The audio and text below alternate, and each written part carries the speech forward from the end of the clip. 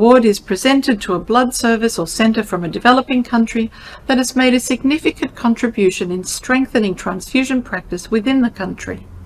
It enables blood services or centres to attend an international congress of the ISBT and to organise an educational symposium. This year's award is given to the Lifeblood Centre from Gujarat, India. We thank ISBT for recognizing our significant contribution in blood transfusion and your remarkable work to improve the safety of blood transfusion worldwide. Thank you. We thank from the bottom of our heart to all the officials of ISBT for presenting us the most prestigious Developing Country Award 2020.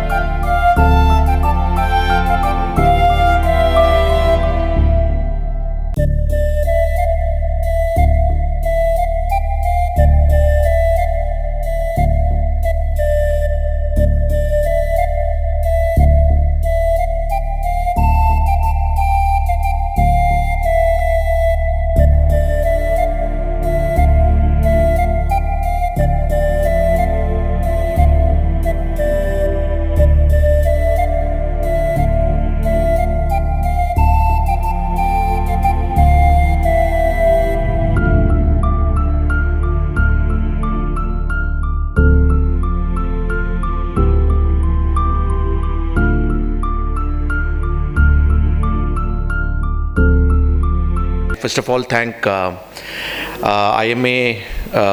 Rajkot and Life Blood Centre for this invitation, and I'm very happy to be in August present. So I'll start with my session on patient blood management on anemia and hemostasis.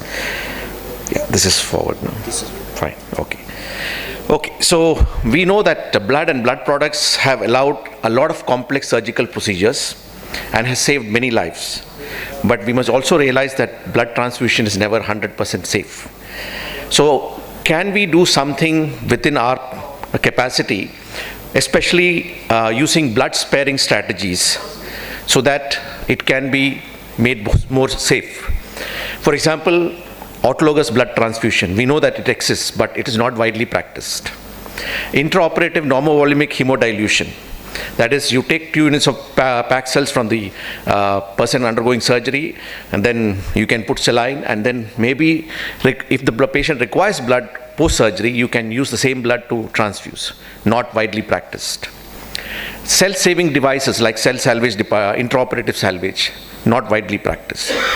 We can also use drugs which can reduce bleeding or intraoperative hemorrhage. For example, we can increase the blood thickness by using recombinant human erythropoietin, not widely practiced. Use of antifibrinolytics, yes, some of the cardiothoracic surgeons do use it, but also not widely practiced. And then, of course, the use of recombinant factor 7A, off-label use, not widely practiced, mainly because it is expensive. So I'll give you a scenario here. A senior faculty of CMC is getting screened to donate blood. So we go and ask, why are you screening? He said donating for wife because hemoglobin is 6.5 and tells directed donation.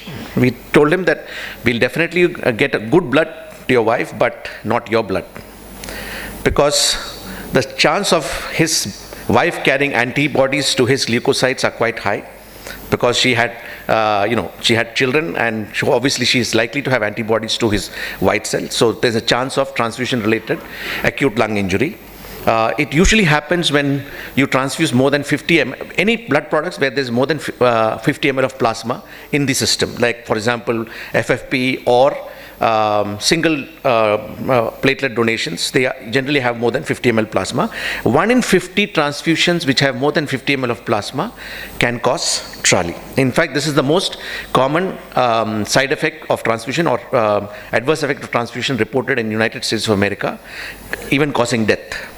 So you can see the X-ray changes. What happens is, moment this complication happens, you can see the patient who's lying down. It can happen within 6 hours of the transfusion of any blood products which has got more than 60 ml of plasma. A patient who's lying down, moment this complication comes in, you can see the patient sits up. It's worse than orthopnea. Patient sits up and is short of breath. You take the saturation, and saturation would have dropped less than 90. Of course, management, looking at the chest X-ray, you would want to give diuretics. No, diuretics doesn't help. Steroids doesn't help. It is basically helping the airway management. Sometimes you may require positive ventilation, you may require intubation, and sometimes ICU admission. Then of course, relative transfusion can also cause a complication called transfusion-associated graft versus host disease. Compared to bone marrow transplant, where it is desirable to have graft versus host disease because you want to get rid of leukemia, like graft versus leukemia effect, the graft versus host disease in transfusion has very adverse outcome. I have not seen anybody who has recovered from transfusion-associated graft versus host disease. They all die. So these are something that we need to educate somebody who's wanting directed donation. So safe blood has got 4 pillars. WHO has described this. Well-organized blood transfusion coordinated services in our country. Blood collected from regular, voluntary, non-remunerated blood donors, which of course Dr. Erica Woods also did emphasize, but from low-risk population. So what is low-risk population? That is the job of the blood bank to identify whether the donor is potentially coming from a low-risk population. So therefore, the questionnaires have to be really, really built, because it is basically getting information to see whether this person belongs to a low-risk population. And testing. You test for blood group, you test for compatibility, you test for infections, and you test for indications for which blood is being given. And the last, which is not the best practice in our country, is appropriate clinical use of blood and blood products. So when you talk about anemia, red cell units, we have got 3 types of red cell transfusion. We have got whole blood, we have got packed cells, and then we have got packed cells with additive solution. Whole blood, of course, less and less being used because it's got extra plasma. Packed cells are preferred, but it's like, almost 70 to 80% hematocrit. But the problem is, when you transfuse it, it's quite sluggish, so it doesn't flow very fast. So there is, anesthetists don't like this because they want everything to flow fast. Packed cells with additive solution is good because the shelf life of the packed cell increases. So what is a transfusion trigger? I think the word today used was not transfusion trigger. What is the, I think I forgot what Dr. Erica Wood said, but I generally call it as what is the transfusion trigger to tell that this person requires red cells. Bleeding, of course, is definitely one indicator, like trauma or very massive hemorrhage. But the classical is symptomatic deficiency of oxygen carrying capacity. Only that. It is not hemoglobin. I mean, we saw certain hemoglobins 27, less than 8. It is not hemoglobin. Because there are people with chronic anemia, aplastic anemia. They are very happy with a hemoglobin of 5. You can see them run up the stairs. They will not be having any shortness of breath. They don't require time. In fact, they are so educated that they will say, no, my hemoglobin is 5, I'm happy with 5, I don't transfuse my blood. So therefore, it's not based on hemoglobin. Of course, sometimes you need to use hemoglobin as that big circle that you had, red becoming pinker and white. Patients who are in ICU, if they drop in oxygen saturation, so they may require, because there is a decrease in oxygen carrying capacity. So please make sure that the patient at least undergoes a trial of intubation before you can decide on increasing oxygen carrying capacity through transfusion. Compromised myocardial state, it is known that they should maintain a hematocrit of more than 32. And all those people who are undergoing chemotherapy, because their marrow is not going to compensate for the decrease in blood cells, for them you can use a cutoff. Some people like, I think in Europe and US it is 8, but in India, in CMC we use 7. So please ensure your safety by documenting the symptoms of decreased oxygen carrying capacity or oxygen saturation. So once you have decided that this person definitely requires PAC cells or red cells, please make sure that you maximize the benefit to the patient. So, many of the physicians, pediatricians will call and say 1 unit of PAC cells. 1 unit of PAC cells may increase the hemoglobin, but there's a chance that it may only increase by 0.7 grams per deciliter. If you are lucky, it can go up to 1.5, but that is your luck. So whenever you have decided to transfuse PAC cells for decreased oxygen carrying capacity or anemia, please make sure you order 2 units of PAC cells. So, because you can't predict how much your hemoglobin is going to. Always ask for 2 units and not for a single unit. So, mother of a senior faculty has been advised by orthopedic surgeon to have 2 units of PAC blood post total hip replacement, as the hemoglobin dropped by 3 grams per deciliter. Yes, we know that there will be, it's a surgery which is involved with a lot of blood loss. So, she was probably feeling a bit weak, and so as soon as I got the request, I said, I called. So I said, can we avoid the transfusion? Is she is she breathless? Does she have history of ischemic heart disease? Mother of your friend. So the friend is so angry. What is bothering you? She's weak. Give her blood. So I said, okay, fine. And I said, can I start with 1 unit of PAC cell and then we'll decide? Because she's not that symptomatic. She's only feeling weak. So fortunately, I went to the blood bank. I said, who was a donor who had a hemoglobin of more than 15? Get me that PAC cell. And I gave her PAC cell, not even PAC cells with additive solution. Fortunately, after that, her hemoglobin went up by 1.5. She looked more cheerful. So I think my friend said, okay, fine, we'll stop with 1 unit of PAC cell. So sometimes when you are able to closely monitor, you can do this. But if you're not going to closely monitor, always ask for 2 units of PAC cells. Okay, this is a scenario that happened very recently. One of my obstetrician gynecologist, very senior gynecologist, she had malignancy, and post chemo her hemoglobin dropped 5.4. Her husband, who's our medical superintendent, he called me and said, Sukesh, we are coming to hospital. Can you keep 2 PAC cells ready for her? So he gave me her hospital number. So when I looked at the results, her hemoglobin was 5.4, MCV was low, and she was anyway put on 9 because she had some blood loss. So we know that there is most likely iron deficiency anemia, and we always have learned that anemia is iron deficiency anemia is the most common hematological condition in the world. It can also be presenting as a latent iron deficiency anemia, or a patient may be recovering. Biochemical parameters can reflect iron deficiency, and there's a gold standard like free erythrocytic porphyrin, which is not done anywhere in our country. That's a gold standard for iron deficient anemia.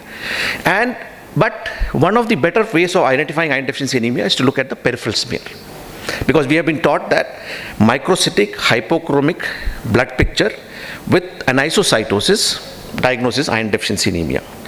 So thing is, when you look at this picture that you have there, now we are looking for microcytosis. Now size is always subjective. Suppose I show this smear to somebody, one day they will call it as microcytic, next day they may call it as normocytic. So size is always subjective. But what is very classically seen in this picture, or more objective, is the color of the red cell. Hypochromia is very classical. And there is something more that I can identify to you. Anisochromia. All the red cells are differently colored. Anisochromia is the best indicator of iron deficient red cells. So this is something I learned from cell counters. Nobody taught me. Nobody taught me anisochromia. Has everybody, we are all so many pathologists here. Have you ever heard of anisochromia? No. But anisochromia is so beautiful here, isn't it? So is there something like cell counter? I told you cell counter taught me this. I am also shaking with this, So Fine. So this is an application of anisochromia in nephrology practice that I do regularly. So I'll take it with an anecdotal experience. 72-year-old gentleman, chronic renal failure on hemodialysis. His hemoglobin, his history of his ischemic heart disease, his hemoglobin drops to 6.5. He gets orthopnea.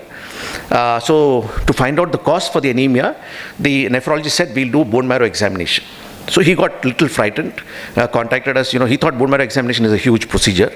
His ferritin was 521, so they were planning for a bone marrow. So we told, just send your peripheral smear.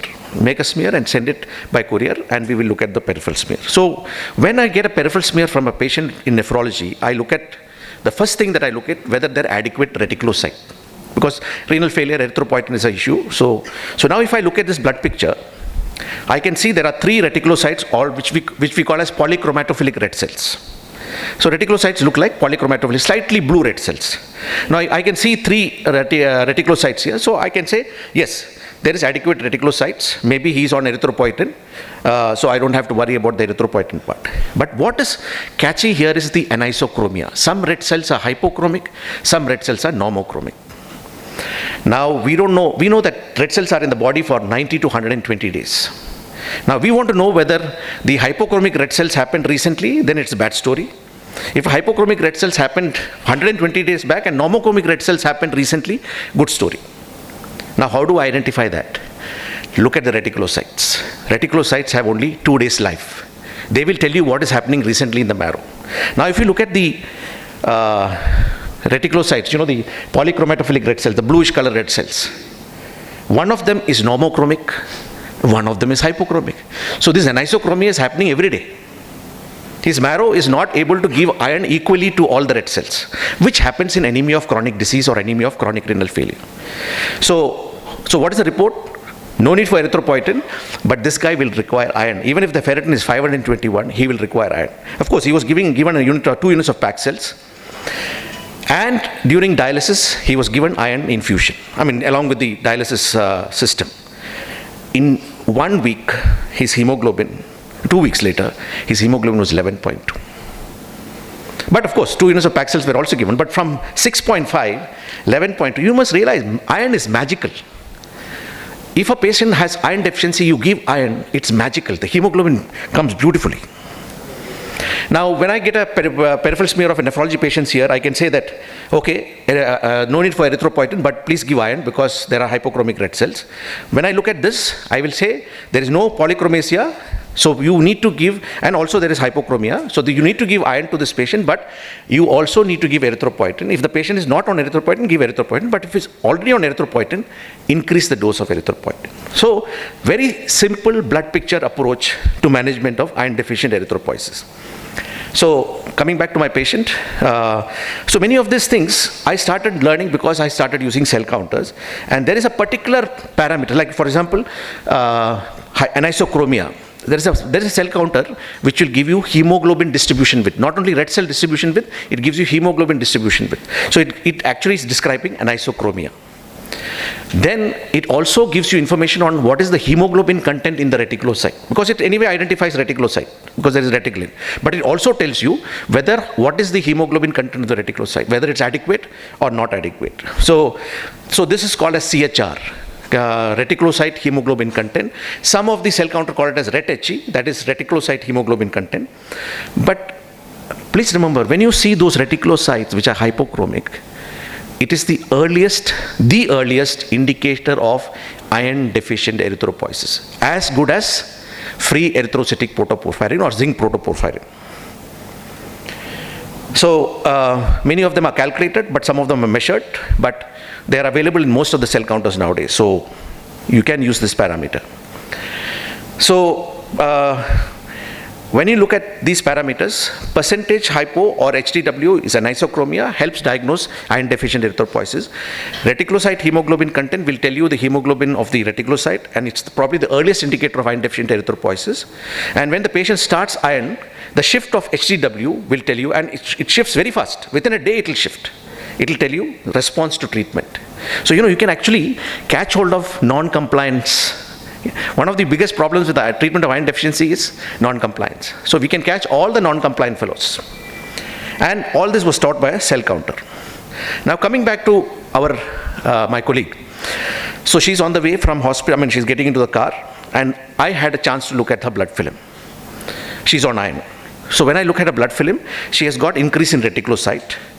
There are hypochromic red cells because 120 days back, these cells are iron deficient. But there are normochromic red cells also. But the new reticulocytes were well hemoglobinized. That means she's responding very well to iron. Very well hemoglobinized. So when I looked at that, okay, we know that CHR, the reference range is 33 to 35. I am not able to say from looking at the blood picture whether it is 33, because 33 will also look well hemoglobinized. Whether it is 35, 35 will also look well hemoglobinized. So if I had the capacity to say that this is 35, then I'll say, do you really want to come for transfusion? So responding well to iron, red. So then I started going to look at the red HE, because the machine is giving the value. Because I said I can't identify whether it's 33 or 35. So now when I look at the red HE, 42. No morphologist in the world can tell you that this is 42. 42 is more than the reference range. It is not possible morphology. So I called her husband and said, her reticulocyte counts are high and all the red cells that are coming out are fantastic. Do you really want to have transfusion? If she's not very uncomfortable or breathless, short of breath, just ask her to take bed rest. Don't ask her to come. Anyway, the hemoglobin, every alternate day we are checking her blood. 2 days later, we'll check her blood. So they decided not to come. I didn't sleep for 2 days. I could not sleep for 2 days because, 5.3, I know it's a new anemia and she's, chemotherapy, she's not going to really respond very well. But 2 days later, hemoglobin was 8.2. So they called me magician now, just because of this red HE. So, as they said, it is not the transfusion for the right reasons. If you can avoid a transfusion, even if there's a right reason, that is great. So coming to the hemostasis management, so iron, the anemia can easily be managed. Iron is great. So please trust iron, because you'll say, oh, there's iron deficiency anemia. How many days will it take for the hemoglobin to come up? It will come up fast. You have to have trust on iron. Now coming to the hemostasis part, there is Mr. S, who had a DU perforation, was in surgical ICU, was shifted to medical ICU because he was developing frank sepsis. The coagulogram was mildly abnormal. Over days, he uses either red cells or FFP basically to undergo a procedure. 14 days later, there was a significant ooze from all puncture sites, which is a scenario that most of the anesthetists and critical care people face. Coagulogram slightly mildly abnormal. He was given 4 FFPs and 8 cryos. There was no change. The oozing continued. So this is something called as microvascular bleeding. So when somebody calls microvascular bleeding, basically it means they don't know what to do, and blood bank also doesn't know what to do. So we told that, there's nothing in the repertoire of the blood bank that can help stop the bleeding. So probably recombinant factor 7A can help. Now, how can I identify that recombinant factor 7A will help? Because it's 1 lakh. One dose is 1 lakh. If I'm going to give 1 lakh dose, will the bleeding stop? Not sure. There's another lady who had a atonic PPH, required 11 units transfused. When she came to the hospital, the fibrinogen was hardly measurable. The hemoglobin was 3.1. The prothrombin time was 32. APTT was 93. The fibrinogen was 43. The hemoglobin was 3.1. And platelet count, fortunately, was 1,20,000. So we rushed in 10 units of cryoprecipitate. But she continued to use in ICU even after hysterectomy. So another 5 units of Paxils were given, but still was mildly coagulopathic. Now here again, the obstetrician said, shall we give recombinant factor 7A? Probably she'll stop bleeding, because it's slightly abnormal only. The prothrombin time is 17, APTT is 42, fibrinogen is 124, the hemoglobin is 10.5, and platelet count is 35,000. So fresh frozen plasma is basically to help patients who bleed, who have a deficiency. It is not any glue or anything like that. It will not help stop bleeding if there is no abnormality. Now to find out that abnormality, the only way is to do the test. Prothrombin time, APTT, and platelet count. PTN abnormality will identify deficiency, but After that, you must make sure that there could be a past history of bleeding. So history sometimes is very useful. A short history. Somebody who is a severe bleeder will give a bad field. So that person can easily be identified by just asking, do you have history of bleeding? And they will have history of bleeding. But those who are mild bleeders may ooze a little bit, but surgical people are not much fussed about that field. So mild bleeders, okay, if you identify, it's well and good. But if you not identify, I'll tell you, no surgeon will complain of extra bleeding because the field will still be clear. Maybe an extra mop may be required, that's all. Otherwise, generally, they don't have any problem. But some people can continue to bleed even if they have normal hemostatic capability, mainly because there can be other conditions, especially patients in critical care. Acidosis does not allow hemostasis to happen properly. Hypocalcemia can happen mainly because of a lot of citrate, transfusion of blood and blood products has a lot of citrate. A low hematocrit can cause problem. I think Dr. Uthvi will be addressing that. And hypothermia.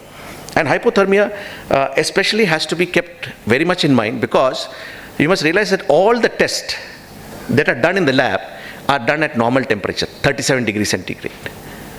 And when we get the result, we are actually overestimating the hemostatic capability of that person. If the ICU tells that this person's temperature is 35, I may probably reduce the temperature in the machine to 35 and do the test, and I can probably reflect the true hemostatic state of that particular individual. But that is not possible because you can't keep on changing the temperature of the machine. You can do it in thromboelastogram, but you can't do it in machines. So what's the transfusion trigger for FFP? All the transfusion committees know that because most of the guidelines would have been taken from anesthesia guidelines or from hematology people. Usually they say prothrombin time, abnormal prothrombin time more than 5 seconds and upper range of normal, or APTT also more than 5 seconds and the upper range of normal. But more than the fact that if you get an abnormal PT and APTT, you need to do a very important test called mixing studies. All hospitals that take care of patients who bleed and are going to transfuse blood and blood products have to do this test called mixing studies. That is, mixing the patient who gave abnormal PT or APTT with normal plasma. So it basically means when you have a factor deficiency, when you mix it with normal plasma, the factor deficiency is overcome, and when you repeat the test, you will get normal result. That means there is a factor deficiency, and patient will definitely benefit from giving normal FFP. But if there is no correction, patient may be having an inhibitor. Even if you give FFP, you give blood products, it's not going to stop bleeding. So it's very important to do this test because sometimes patient may be on excess heparin. Even, in fact, individuals can have heparinoids. Long surgeries, the heparinoids can increase, and if you give protamine, the bleeding will stop. So this test is very important to decide whether you need to transfuse or not. So mixing and correction studies has got direct implication to therapy. Now, benefits of FFP. Clinical efficacy of FFP is largely unproven. Nevertheless, most guidelines recommend the use of FFP either in massive bleeding or in significant bleeding complicated by coagulopathy. It is recommended to early treatment with thawed fresh frozen plasma in patients with massive bleeding rather than delay it. Further doses will depend on coagulation monitoring, especially doing the PT and APTT and specific tests. Please understand that a quality bag of FFP will raise the coagulation factors only by 8% and fibrinogen by 13 milligrams per ml. So you can imagine how much we need to transfuse to get to normal levels. Cryoprecipitate, of course, we know contains factor 8, von Willebrand's factor, factor 13 and fibrinogen. So only deficiencies of this, if identified or documented, then only we use cryoprecipitate. So transfusion trigger for cryoprecipitate, again deficiency of either factor 8, von Willebrand's factor, factor 13 or fibrinogen. Platelet concentrates are also available for helping patients who bleed, especially those who have thrombocytopenia. So transfusion trigger predominantly goes by counts, but also make sure that patient is afebrile so that you can decide on whether you need to increase the platelet count because they are febrile. When a patient goes for a procedure, ideally you keep it at 50,000 or above. Certain surgeries like neurosurgery, ophthalmic surgery, you keep it more than 80,000. Some people prefer it to 1 lakh. And if you're going to give spinal anesthesia, 80,000. But you should also make sure that the patient is not on any antiplatelet agents. So when you have a bleeder, what do you do? Red cells. That is the first, whatever is possible is red cells. Because if you want FFP, you would need to know whether FFP is going to cause harm or benefit. Why red cells? Because it's always available and in plenty. Disadvantage is, stored red cells, so there could be a chance of dilutional coagulopathy. So you need to make sure that dilutional coagulopathy doesn't set in. So please remember, don't replace the volume that you see in the drain, because the hematocrit of the red fluid in the drain may actually be much lower than the back cells that you're transfusing. So don't get driven by, you see something in the drain is red. If you do the hematocrit of that drain, the hematocrit is going to be not even 1/10 of the hematocrit of the back cell that you're going to transfuse.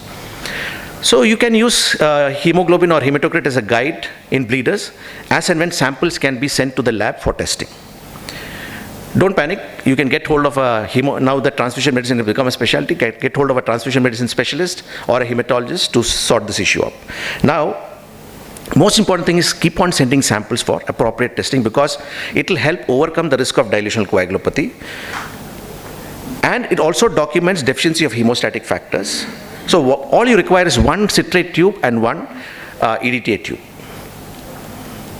Now, why is the repeat testing important? Because it will tell you the efficacy of the product that you have given, and also to plan for further treatment, how much more plasma to be given, how much more cryo to be given. So make sure that by the time the surgery is over, keep the hemoglobin between 7 and 9. Now, this is a very common scenario. The anesthetist or the surgeon will say, I can't send blood, the veins are collapsed.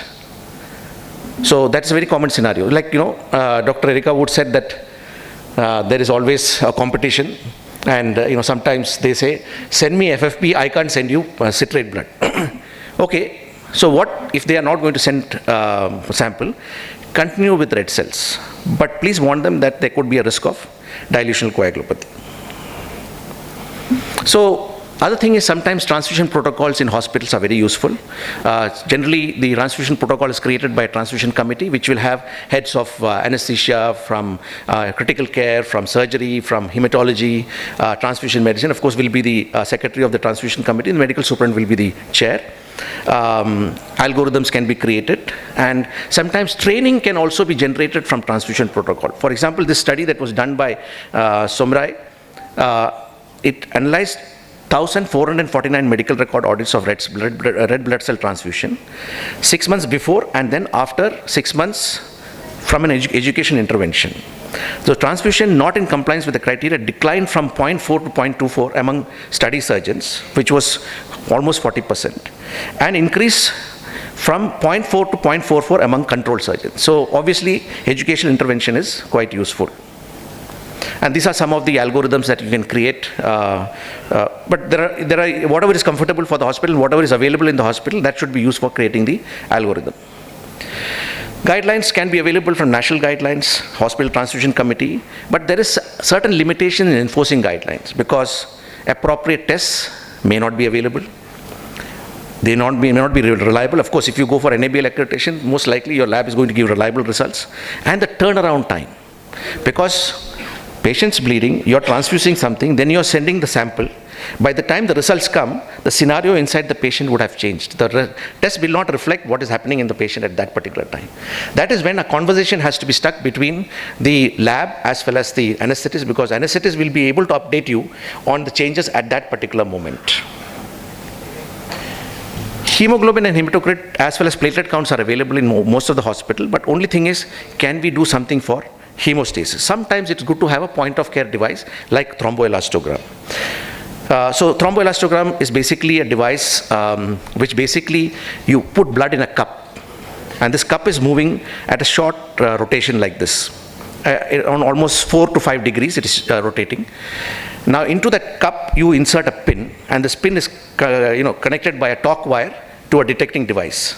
So when the blood is added and you activate the blood is in fluid state, so nothing will happen to the pin.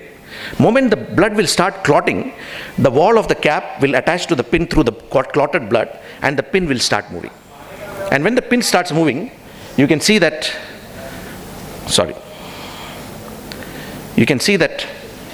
the this is when the blood is not clotted, and then suddenly the pin will start attaching to the cup and it will move like this, and this whole thing will get traced, and this is a particular type of diagram that will come out. Now there are parts to this. The first part is called the R time or the clotting time. That is the green part. That is when the blood has not yet clotted, and moment it clots, it stops the clocking that, and that's called the clotting time or the R time. Then the pink part is called the clot formation time. That is where the clotting factors, the platelets and fibrinogen are playing together to create the clot. So that's a clot formation time, which basically talks about the thrombin generation. Then there is another parameter which is called as the MCF or maximum amplitude, which is basically the place where this is the place where the maximum clot firmness is happening. Now maximum clot firmness is 80% created by platelets and 20% by fibrinogen. So if the MCF is low, that means it could be thrombocytopenia. So this is a normal thromboelastogram. This is a hypocoagulable. You can see that the R time is prolonged, the clot formation time, the pink is also prolonged, and the clot is actually a very weak clot. This is a patient with hypofibrogenemia. You can see the MCF is low. And this is a patient with Glanzmann's thrombasthenia where the platelets are not functioning. So 80% of the clot has collapsed. That's what I said. 80% of MCF is contributed by.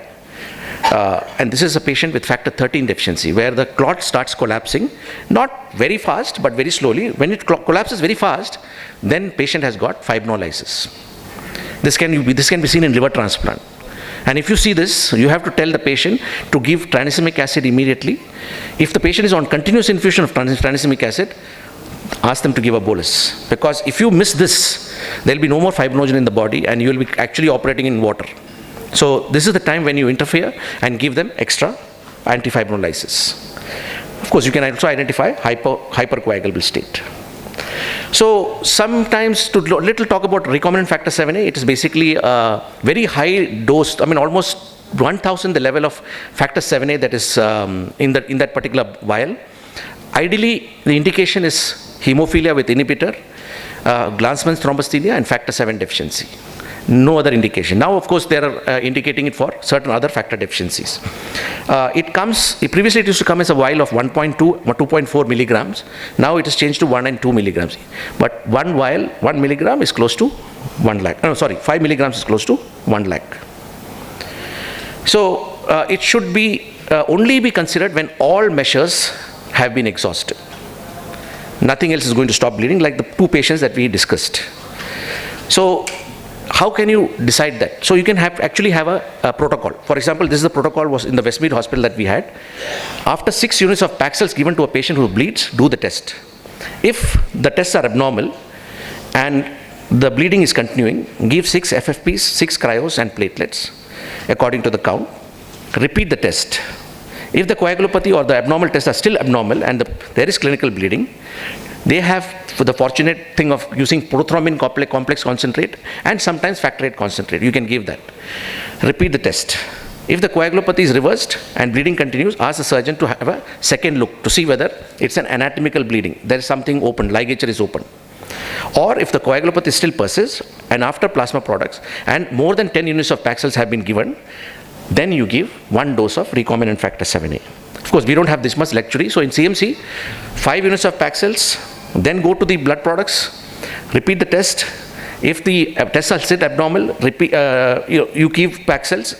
By the time it is 10 units of Paxils, we decide to give recombinant factor 7A. So coming to these patients, Mr. S, we had a thromboelastogram on him.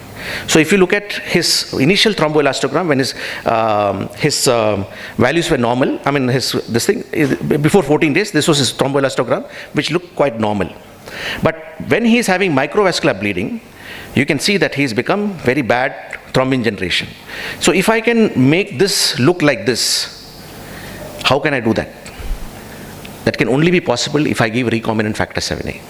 No other blood product can do that. Only recombinant factor 7A can do that. So we gave recombinant factor 7A, the bleeding stopped. Now this is Mr. HKP who had a subtotal colectomy in surgical ICU. persistent collection in the drain. In fact, the color of the blood that is taken for test and what is there in the drain looks same. That means basically he's draining blood from his body. So every time packed cells are given, fresh frozen plasma is given. So we are monitoring coagulation and hemoglobin using blood and blood products, persistently coagulopathic with fibrinogen as 75, risk of dilution coagulopathy.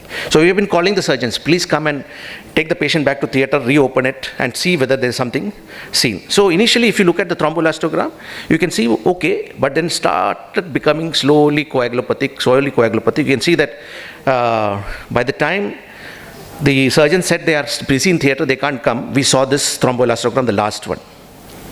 Bleeding is still continuing. So then we took a conscious decision, let's give recombinant factor 7A in case it works. Because if you look at the thromboelastogram, thrombin generation is poor. So we gave recombinant factor 7A. Over the night, he did not use any blood or blood products. Next day morning, the surgeons took him and they found there was an open ligature. That was closed. So one thing is that recombinant factor 7A will not close an open ligature. Only thing is it will probably reduce the amount of blood and blood products that may be required. So that is one lesson I learned from recombinant factor 7A. Now coming back to the lady who had the postpartum hemorrhage. So you can see that her thromboelastogram was normal throughout the entire process. She only had only little bit of thrombocytopenia and maybe fibrinogen was 124. Can I address that? Because the obstetrician is saying, give recombinant factor 7A, give recombinant factor 7A. And the patient, if is not able to pay, the hospital has to pay for recombinant factor 7A. So we did not give recombinant factor 7A because the thromboelastogram was looking fantastic. We just gave 3 PRCs and 3 cryos and patient stopped bleeding. So sometimes these point of care devices can help you decide what to give and what not to give. So conclusions are, transfusion can be life-saving but will never be totally safe and should be used only when it's truly necessary. Studies should focus on clinical significant outcomes with the help of strict transfusion protocol. So these are all the things that Erica Woods has already addressed to, so I'm not going to go into that. But please, a famous Chinese saying, the best time to plant a tree was 20 years back, the second best time is now. Thank you very much.